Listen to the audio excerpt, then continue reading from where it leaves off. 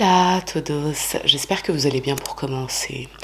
Imaginez une petite ville tranquille en Australie, Snowtown, où rien ne se passe jamais. C'est le genre d'endroit où les conversations tournent essentiellement autour de la météo et des potins habituels. En 1999, cette petite bourgade de 500 habitants devient le théâtre de l'horreur. Snowtown est sur le point de devenir mondialement célèbre, mais pas pour de bonnes raisons. Bon, allez, stylo ou pas l'accroche? En théorie, si je vous en parle maintenant, c'est que mon roman n'est toujours pas sorti, mais rassurez-vous, c'est imminent. Il y a eu un contretemps par rapport au graphisme, donc la couverture du roman, là c'est qu'une question de temps, donc restez branchés, et je vous mettrai de toute façon le lien quand il sera disponible sur Amazon. Pour l'affaire qui nous intéresse aujourd'hui, tout commence avec la disparition d'une femme. Elizabeth Hayden a 37 ans et elle vit avec son mari Mark et leurs deux fils à Smithfield Plains dans la banlieue nord d'Adélaïde. Le 21 novembre 1998, elle se rend dans une quincaillerie à Adélaïde, elle en ressort et elle s'évapore. Le soir même, tous ses proches s'inquiètent de son absence. Ça ne ressemble pas à Elisabeth de disparaître comme ça. Mais le seul qui ne semble pas s'en inquiéter, c'est son mari, Mark. Les jours qui suivent, le frère d'Elisabeth prévient les autorités qui ouvrent une enquête pour disparition et rapidement les soupçons se tournent vers son mari, Mark. Lorsque les enquêteurs l'interrogent, Mark ne semble pas vraiment troublé par la disparition de son épouse et quand on lui demande de détailler les derniers déplacements de sa femme, il donne des explications plutôt vagues. Bon, pour vous dire clairement les choses, il s'en tape royalement qu'on la retrouve ou qu'on ne la retrouve pas et ça c'est suspect. Les enquêteurs perquisitionnent le domicile d'Hayden et ce qu'ils découvrent à l'intérieur est plutôt inquiétant. Il y a plusieurs traces de sang partiellement nettoyées un peu partout dans la maison. Lorsque les enquêteurs examinent les finances d'Elisabeth, ils découvrent des transactions bancaires faites après sa disparition. Il y a eu plusieurs retraits effectués. Ça, c'est bizarre. La police interroge tout le voisinage, mais personne ne sait où elle se trouve. Cela dit, il y a quelques rumeurs dans le coin. Depuis quelques années, des gens disparaissent mystérieusement dans une petite ville à côté d'ici, Salisbury North. Et apparemment, ces disparitions ne sont jamais reportées aux autorités. Tandis que Mark est placé sur la liste des suspects et qu'il est dorénavant suivi par la police, les enquêteurs se rendent à Salisbury North et ils interrogent les habitants pour en savoir un peu plus sur ces disparitions mystérieuses. Est-ce que c'est vrai ou est-ce que c'est une rumeur infondée ? Eh bien, apparemment, ce n'est pas une rumeur et la première disparition remonte à 1992, soit 6 ans plus tôt. Le 31 août 1992, Clinton Tracy, un jeune homme de 22 ans, disparaît mystérieusement après s'être rendu chez un ami à Salisbury North, dans la banlieue d'Adélaïde. Clinton avait peu d'amis, il était en quelque sorte marginal et sa disparition est passée totalement inaperçue à l'époque. Le 25 décembre 1995, c'est un homme de 26 ans du nom de Ray Davis qui s'évapore. Ray vivait dans une caravane derrière la maison d'une certaine Susan Alley à Salisbury North. Le soir du 25 décembre, Ray se rend dans un magasin d'Adélaïde pour faire quelques courses de dernière minute pour Noël. Un voisin l'aperçoit près du magasin et après ça, il s'évapore. Et là encore, sa disparition passe totalement inaperçue puisque Ray était lui aussi un marginal. En décembre 1996, soit un an après, c'est Susan Allen, 47 ans, qui disparaît mystérieusement. C'est la femme chez laquelle Ray vivait avec sa caravane. La dernière fois que Susan a été aperçue, c'est par des voisins, alors qu'elle sortait d'un magasin près de chez elle. Et encore une fois, personne n'a signalé sa disparition aux autorités. Pas même son amant de l'époque, Mark Hayden. Tiens donc, le même Mark dont la femme a également mystérieusement disparu. Ce que les enquêteurs apprennent, cela dit, c'est qu'à ce moment-là, les voisins de Susan se sont posés quelques questions. Il y a même eu quelques rumeurs qui ont circulé à propos de Mark, mais sans plus. Le 17 octobre 1997, c'est Barry Lane qui disparaît. Barry avait 42 ans et il vivait à Salisbury North avec un homme, Robert Wagner. Barry était connu dans le voisinage pour son mode de vie plutôt différent. Il aimait parfois se travestir et se faire appeler Vanessa. Le 17 octobre, ses voisins l'ont vu rentrer chez lui après s'être disputé en public avec son colocataire. Après ça, il s'est évaporé. Et là encore, personne n'a signalé sa disparition. Pas même son colocataire Robert. Étrange, non ? Et puis, il y a aussi ce suicide bizarre. Le 5 novembre 1997, un jeune homme de 18 ans a été retrouvé pendu dans une forêt à 40 km de chez lui, Thomas Trevillian. Les habitants de la ville s'étaient posé des questions à l'époque.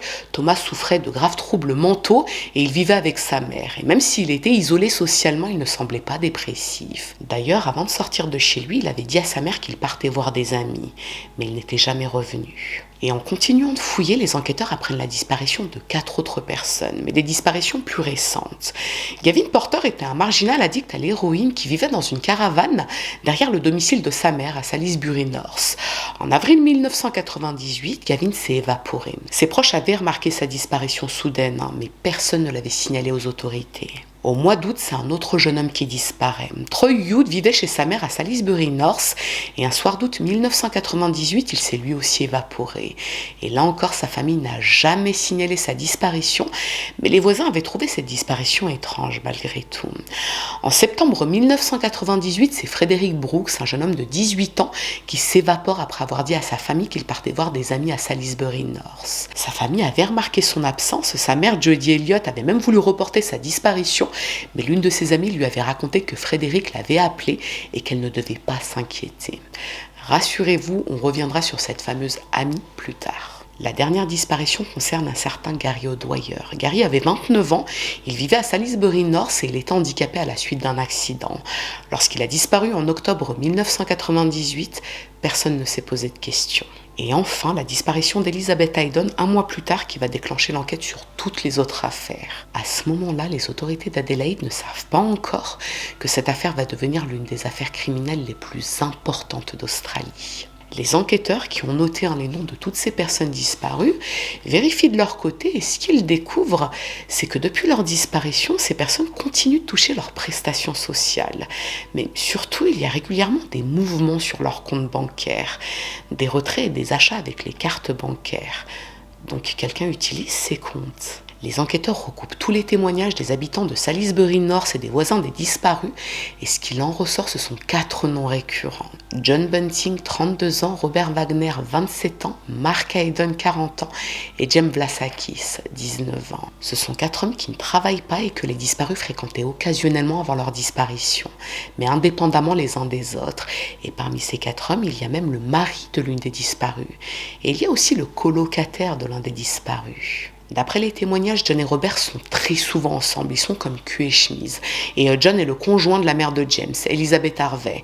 Mark, quant à lui, est leur ami, et c'est également le mari de l'une des disparues. D'après d'autres témoignages, les 4 hommes ont déjà été aperçus à plusieurs reprises en train de transporter de gros barils dans leur voiture. Les 4 hommes sont placés sur écoute pendant plusieurs semaines par la cellule d'enquête. Ils sont également surveillés par des agents de police. Et ce qui intrigue les enquêteurs, c'est qu'on les voit se rendre régulièrement dans une banque désaffectée à Snowton, une petite bourgade de 500 habitants à 150 km de Salisbury North. Des agents de police se rendent sur place, ils interrogent les habitants. Et là, plusieurs témoins leur expliquent qu'ils ont noté une odeur nauséabonde en provenance de la banque désaffectée, mais depuis quelques années seulement. L'enquête se poursuit sur plusieurs semaines et le 20 mai 1999, soit 6 mois après la disparition d'Elizabeth Haydon, des agents de police se rendent dans la banque désaffectée afin de la perquisitionner. Elle est intégralement fouillée et ce qu'ils découvrent dans le coffre-fort de la banque, ce sont 6 gros barils d'acide contenant les restes humains de 7 personnes. Et à côté, des outils de torture tels que des pinces, des cordes, des seringues et des marteaux. Grâce à une pile de documents qui est retrouvée à proximité des barils, on apprend qu'il s'agit des restes humains d'Elizabeth Haydon, David Johnson, Gary O'Dwyer, Frederick Brooks, Barry Lane, Gavin Porter et Clinton Tracy. Le 21 mai, donc le lendemain, John Bunting, Robert Wagner, Mark Haydon et James Vlasakis sont interpellés à leur domicile. Ils sont interrogés mais ils nient être impliqués dans les meurtres. Ils n'ont rien à voir avec ça. Le seul qui passe finalement aux aveux, c'est James, le plus jeune, qui est âgé de 19 ans. Et c'est d'ailleurs lui qui devient le témoin clé de toute cette affaire. Et ce que raconte James, c'est qu'il n'y a pas que 7 victimes. Donc les 7 corps retrouvés dans les barils. Il y en a en fait 12. Des personnes qui ont été torturées, tuées, puis démembrées et plongées dans de l'acide pour un motif purement financier. Durant cet interrogatoire, James fournit tous les détails de ces meurtres. Et ce qu'il raconte également, c'est que John aurait réalisé des enregistrements audio des meurtres. Alors ce point est à prendre avec des pincettes, puisqu'en fonction des sources, on ne sait pas si la police a vraiment retrouvé ces enregistrements. Pour en revenir à James, même s'il passe rapidement aux aveux et qu'il permet aux enquêteurs de faire le lien entre tous ces crimes, il explique qu'il a été manipulé par John. John serait le cerveau de toute cette épopée criminelle et il exercerait une sorte d'emprise psychologique sur tout le groupe. Et parmi leurs victimes, il y avait même d'anciens complices du groupe qui ont ensuite été tués par John et Robert.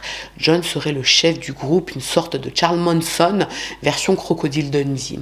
Bon, là, on va dresser une petite biographie de nos 4 suspects et je vais inclure les éléments apportés par James puisque c'est le seul qui est passé aux aveux.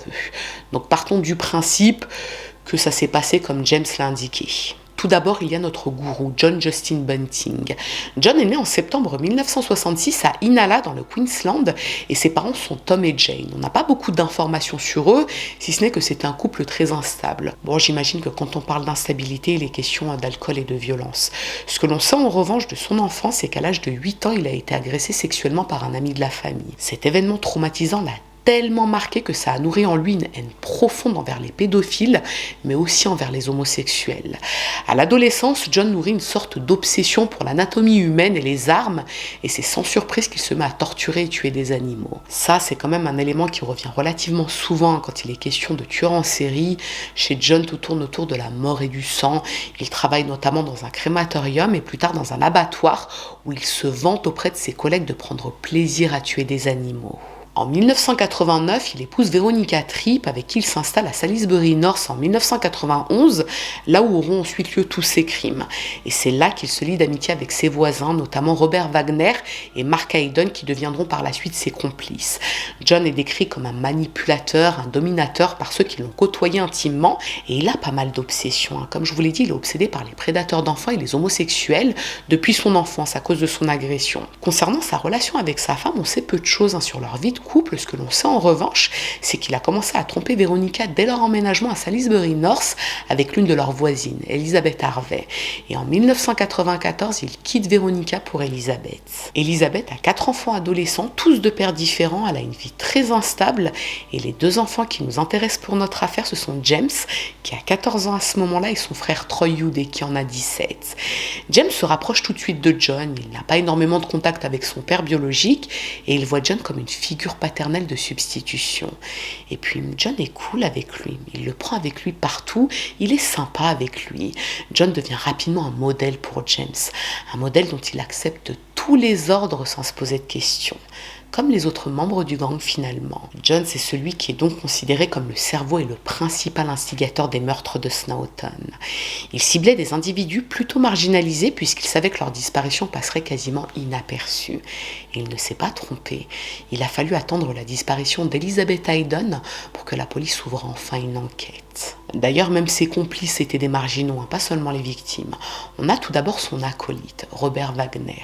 C'est son complice le plus proche, le plus loyal. Robert est né en novembre 1971 et il a grandi dans un environnement marqué par la pauvreté et l'alcool.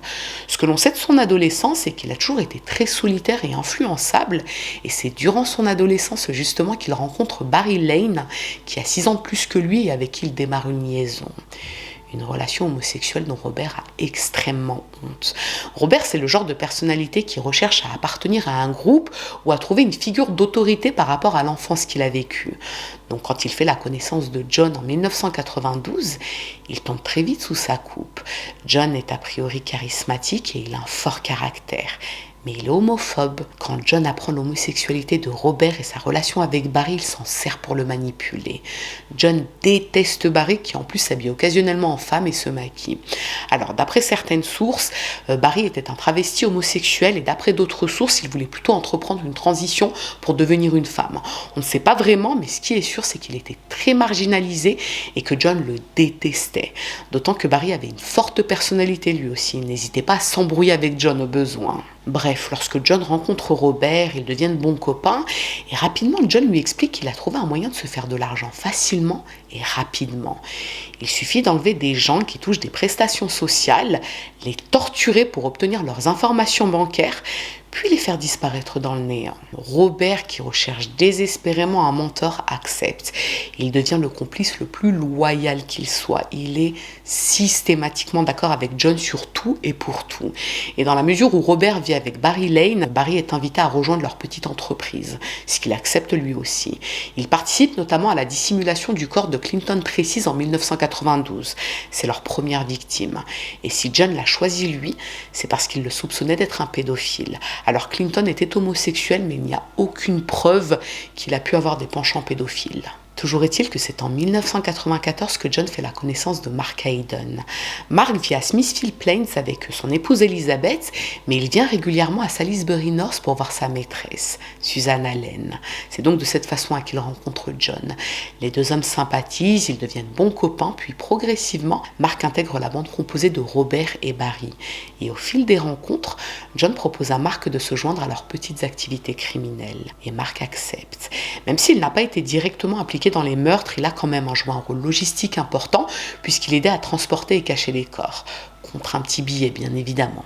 Le 25 décembre 1995, John et Robert rendent visite à Ray Davis, un marginal de 26 ans qui vit dans une caravane derrière la maison de l'une de leurs amies, Susan Allen. Susan qui est donc la maîtresse de Mark. John va apparemment en découdre avec Ray parce qu'il le soupçonne d'être un pédophile. Vous savez, cette fameuse obsession vis-à-vis des prédateurs d'enfants qui n'était en fait peut-être qu'un prétexte pour massacrer des gens. Là, Ray est longuement torturé puis il est étranglé à mort. Et les deux hommes ont ensuite enterré son corps dans le jardin de la maison de Suzanne et apparemment elle n'était pas au courant. Et comme je vous l'ai dit concernant l'implication de Mark, il n'a pas participé au meurtre. Cela dit, il a joué un rôle logistique crucial en aidant à transporter et dissimuler les corps, y compris celui de sa propre maîtresse, Susan Allen, après qu'elle a été tuée par John en décembre 1996. Dans la mesure où Mark fréquentait régulièrement Susan, John craignait apparemment qu'elle ne découvre leur activité criminelle et qu'elle les dénonce. Donc un soir de 25 décembre 1996, lui et Robert se sont rendus chez elle pour la torturer et la tuer. Et c'est Mark qui les a aidés à cacher le corps dans le jardin de Suzanne. Et c'est également Mark qui a continué à percevoir ses prestations sociales après sa mort. Bon, je sais que ça fait beaucoup de noms les gars, mais si vous restez concentrés, vous ne vous perdrez pas. Et dites-vous que j'ai vraiment galéré pour tout comprendre parce que toutes les sources donnaient des informations totalement contradictoires les unes avec les autres. Bref, toujours en 1996, la bande intègre un nouveau membre, Thomas Trevillian. Thomas est fragile, il a de gros troubles mentaux et il est très isolé socialement. En dehors de sa famille, il ne voit pas grand monde. Donc quand John et Robert l'intègrent, il est heureux. Certes, il participe à quelques activités criminelles, mais il n'a pas forcément conscience de ce qu'il fait. Il est juste enfin heureux de faire partie d'une bande. Mais au sein du groupe, les tensions sont de plus en plus palpables. John supporte de moins en moins Barry. Comme je vous l'ai dit, c'est sa némésis depuis le premier jour. Il ne le supporte pas, il n'en peut plus de lui. Donc John commence à ronger le cerveau de Robert en exploitant sa vulnérabilité émotionnelle pour le convaincre qu'il faut se débarrasser de son amant. Et Robert, qui est son complice le plus fidèle et le plus loyal, accepte. Le 17 octobre 1997, Robert et John se rendent au domicile que partagent Robert et Barry et ils attaquent Barry. Il va être torturé pendant de longues heures puis étranglé à mort. Son corps est ensuite caché dans un baril d'acide à Snowton et d'après James, et comme ce sera le cas pour de nombreuses victimes, ses supplications ont été enregistrées. Et toujours d'après James, John a pris énormément de plaisir à le torturer. Quelques jours seulement après le meurtre de Barry, John veut se débarrasser d'un autre membre de son groupe, Thomas. Thomas a parfois des réactions imprévisibles, il s'énerve, il gueule, bref, il est malade. Et John craint qu'il ne dévoile leur activité criminelle à sa famille. John et Robert le font sortir de chez lui le 5 novembre 1997. Ils le conduisent dans une zone rurale à 40 km de chez lui et ils l'étranglent avant de faire passer sa mort pour un suicide. Vous l'aurez compris, la bande s'agrandit et se rétrécit au gré des envies de John. Et elle va bientôt accueillir un nouveau membre. Comme je vous l'ai dit un peu plus tôt, en 1994, John rencontre Elizabeth Harvey, qui devient sa maîtresse. Il quitte sa femme Veronica pour Elizabeth. Et en 1997, il s'installe chez Elizabeth à Salisbury North. Cette partie de l'histoire est assez confuse, puisque selon certaines sources, Elizabeth était au courant des activités criminelles de John. Elle aurait même participé à l'un des meurtres, mais selon d'autres sources, elle ne savait rien. James, en revanche, est progressivement inclus dans les activités criminelles de John. John lui raconte ses meurtres et lui arrive même parfois de lui montrer les corps dans les barils. Ça, c'est quelque chose qui va consolider leur relation. Ça renforce leur lien, à tel point que James lui-même trouve des victimes à John. James a un très bon ami à lui qui s'appelle Gavin Porter.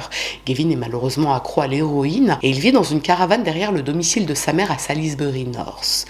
Le 3 avril 1998, au soir, James, John et Robert se rendent dans sa caravane et ils l'étranglent à mort sans aucune raison. Après quoi, ils ont caché son corps dans un baril d'acide qu'ils ont ensuite disposé dans la banque désaffectée à Snowton. Et apparemment, c'est cet événement qui a renforcé l'emprise psychologique de John sur James. ce qui l'a conduit à accepter même l'inacceptable. Le 25 août, donc quelques mois après, Robert et John sont au domicile d'Elizabeth à Salisbury North.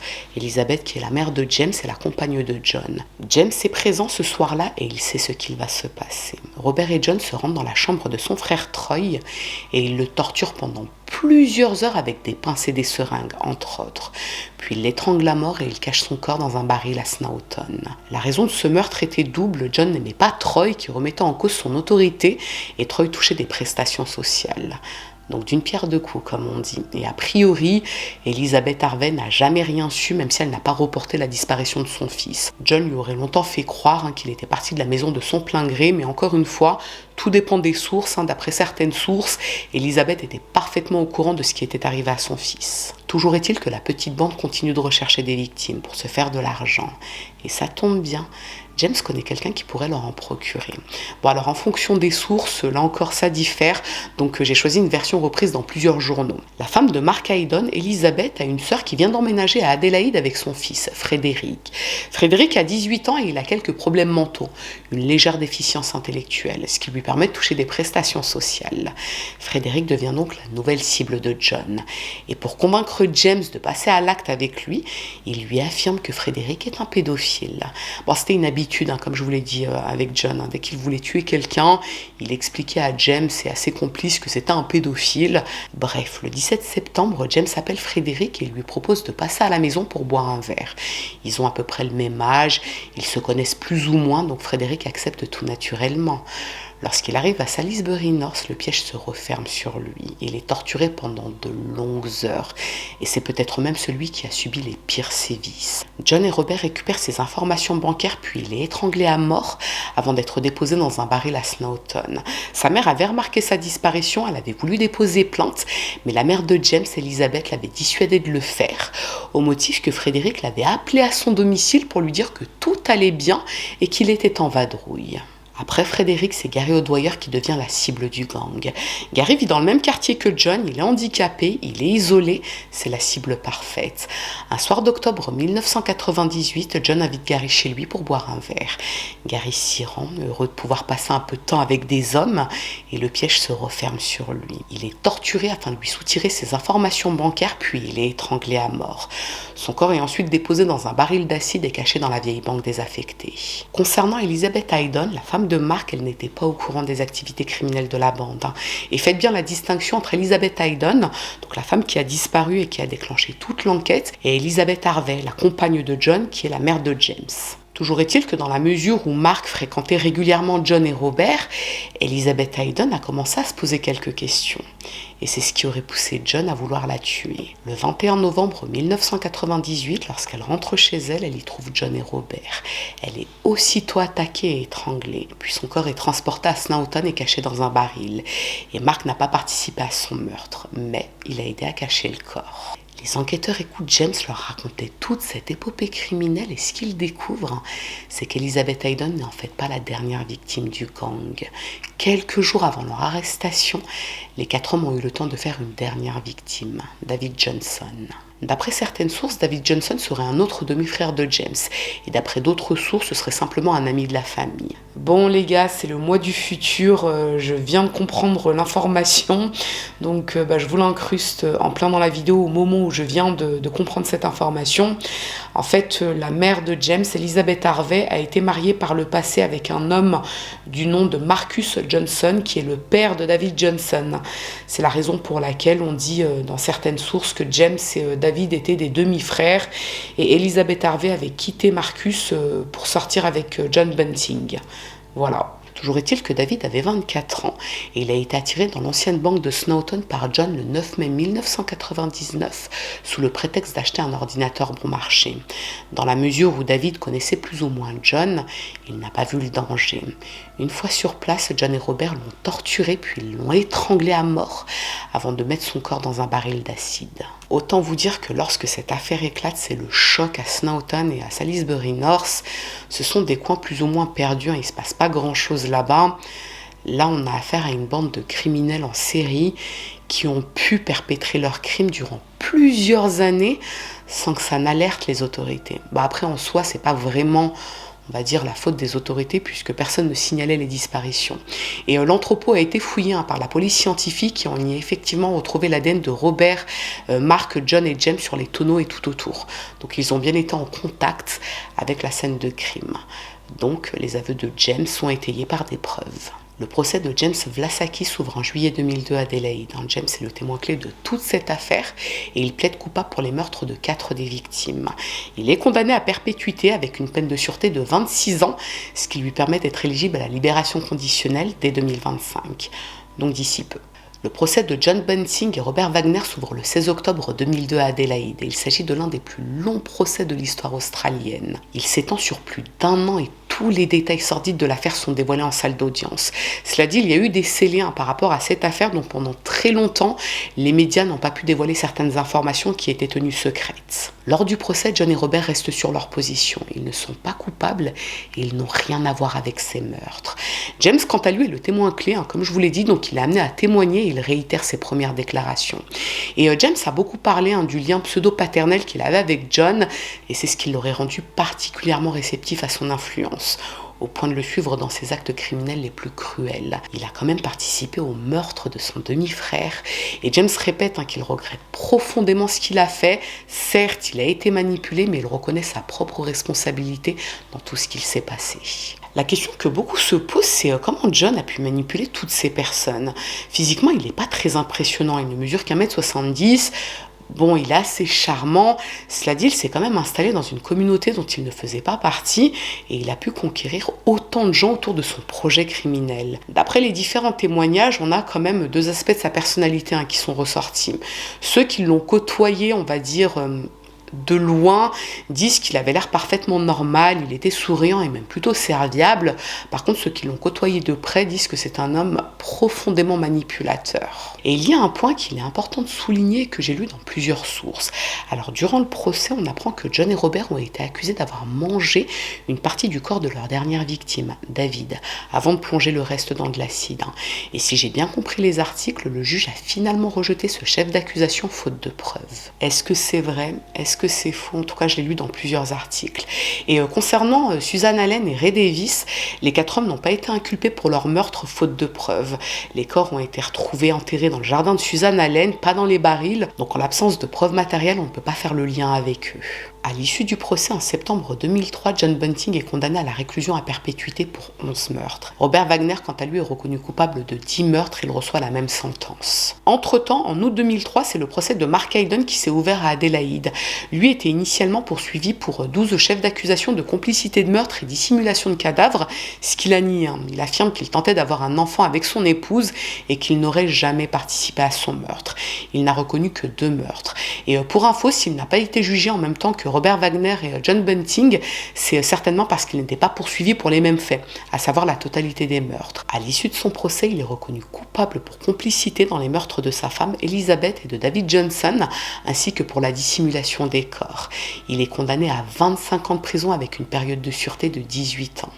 Et il a été libéré en février 2024. Pour vous parler un peu des répercussions de ce procès sur le plan national, au-delà de l'horreur bien sûr, cette affaire a soulevé beaucoup de questions sur la surveillance des personnes vulnérables et sur les failles des services sociaux. La plupart des victimes étaient des personnes vulnérables et marginalisées. On parle de toxicomanes, de malades mentaux, de SDF, uniquement des personnes fragiles qui auraient dû être suivies par les services sociaux. Et l'autre point qui a également été soulevé, c'est cette capacité que John a eu à fédérer autant de personnes autour de lui et de ses activités criminelles. Il a agi comme un gourou dans une totale impunité pendant plusieurs années. Et c'est ce que tente d'explorer le film Snowtown, sorti en 2011. Il reprend toute cette affaire et j'ai pas encore eu l'occasion de le voir malheureusement, donc je peux pas vous dire quels aspects le film explore. Cela dit, j'ai lu que le tribunal d'Adélaïde a déclassifié certains documents du procès pour permettre aux réalisateurs de se rapprocher le plus possible de la vérité. Donc hâte de le regarder. Voilà tout pour l'histoire des barils de Snowtown. Une petite ville tranquille où rien ne se passait jamais et qui est devenue le théâtre de l'horreur en 1999. Bon, et bien si vous en êtes à cette partie, c'est que vous avez regardé l'intégralité de la vidéo, auquel cas je suis contente parce que je vous avoue que cette affaire, je l'ai trouvée super intéressante. En fait, ça m'a fasciné la façon dont John a quasiment pu soulever une ville entière pour se joindre à ses activités criminelles. Ouais, le gars, c'était un gourou. Et faites-moi savoir si l'éclairage vous plaît. J'ai enfin ressorti mes vieilles lumières que j'avais testées, je crois, il y a 2 ans sur ma chaîne. Et après, avec mon déménagement, voilà, j'étais restée sur du basique. Donc, dites-moi ce que vous en pensez. Il y a plein de couleurs différentes. Attendez, je vais les tester pour vous. On a rosso, on a verde, bleu. Bref, il y a plein de couleurs différentes. Donc faites-moi savoir si ça ressort bien. Et que vous dire, si ce n'est que j'ai hâte de pouvoir vous présenter mon roman. Il y a eu un énorme contretemps, les gars, à cause de la couverture. Je ne vais pas rentrer dans les détails parce que je suis trop dégoûtée, mais voilà. J'espère pouvoir vous présenter quelque chose de bien parce que je veux vraiment, vraiment, pour mon premier roman, que ce soit joli et que pour ceux qui le commanderont version papier, ce soit agréable et que ce soit bien de l'avoir dans votre bibliothèque. J'hésite pour le nom que je vais mettre. Je pense que je vais mettre un pseudo, mais en fait, j'avais pensé à mettre le prénom de ma grand-mère, paix à son âme, en prénom, et ensuite, enfin voilà. Bon, de toute façon, vous le verrez, hein, puisque quand vous cliquerez sur le lien, quand je le mettrai sous mes vidéos, vous verrez ce que j'ai décidé de mettre. Et que vous dire, si ce n'est que n'hésitez pas à vous abonner à mon compte Instagram, parce que c'est là vraiment où je poste toutes mes actualités entre guillemets, ainsi que mes soirées bouffe, parce que je pense que ça se voit, j'adore manger. Et là je vous dis ça, dites-vous que je vais couper, je vais aller cuisiner du bredj. Les bredj, c'est une sucrerie, c'est une sorte de gâteau algérien, et je vous le mettrai sur Instagram. Donc ceux qui m'ont vu parler de bredj ici auront vu mes vidéos sur Instagram, pour ceux qui sont connectés à ma chaîne, enfin qui sont abonnés à mon compte Instagram. Voilà, vous n'hésitez pas à mettre en espace commentaire ce que vous avez pensé de cette affaire. Les gars, j'ai tellement galéré, je me suis fait vraiment mal au dos avec cette histoire parce que j'ai dû farfouiller très très longtemps pour trouver des sources. Je vous promets que là les sources étaient absurdes, à quel point ça ne voulait rien dire. Dans un article il était dit que Jodie Elliott c'était la mère de James, puis dans un autre article non, en fait c'était Elizabeth Harvey, la mère de James, puis dans un autre article encore David c'était le demi-frère de James, et puis dans un autre article c'était le neveu de la meuf de James. Franchement à la fin j'y comprenais plus rien, donc j'ai pris au plus fiable, c'est-à-dire que j'ai vérifié le nombre de sources qui reprenaient tel article, enfin telle information plutôt, et aussi je me suis basée sur on va dire les périodiques principaux en Australie. Bref, je vais m'arrêter là parce que il est presque 1h du matin. Ce que je vous propose, c'est que si cette affaire vous a intéressé, à défaut de vous avoir plu, n'hésitez pas à mettre un petit j'aime sous la vidéo, mais surtout, n'hésitez pas à vous abonner, c'est encore mieux. Je vous dis à très bientôt. Bye!